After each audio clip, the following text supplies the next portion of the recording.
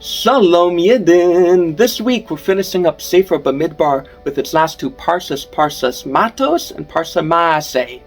Now towards the beginning of Parshas Mattos we learn how Hashem commands Moshe Rabbeinu to go into battle and defeat the evil, wicked nation of Midian.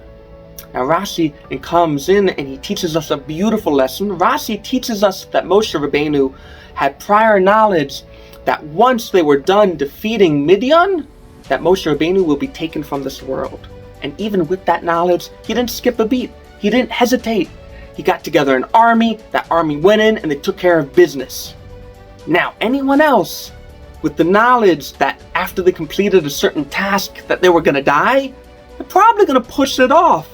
You know, wars, they take many months, many years even, and that's not uncommon. Moshe Rabbeinu could have added on so many years to his life, but that wasn't his priority. And it was even more than just his love for Hashem. It was his love for Klal Yisroel, the nation Hashem put him in charge of.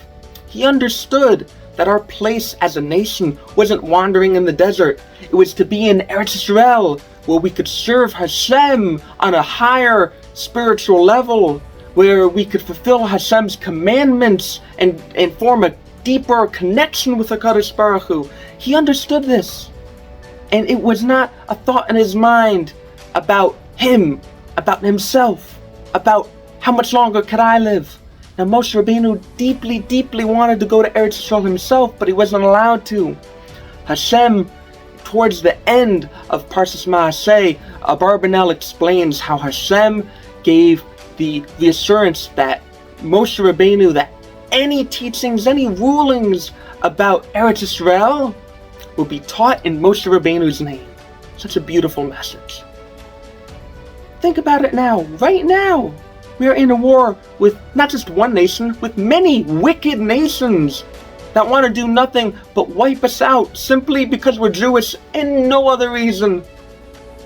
We have a beautiful opportunity to bring the Geula sooner, in a similar way that Moshe Rabbeinu did.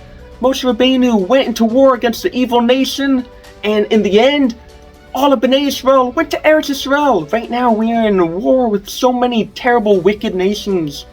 And even though a lot of us might not be on the front lines, but we know the Beis HaMikdash was destroyed because of Sinas Chinam, senseless hatred. And one of the fastest things we could do to rebuild it is senseless love for each other, for our fellow members in Klal Yisrael. May we all do as much as we can to strengthen our Avas Yisrael, our love for our fellow Jew. May we all be in Eretz Yisrael very soon after defeating all these wicked, terrible nations. May you all have a very inspirational Shabbat, and don't forget to stay inspired.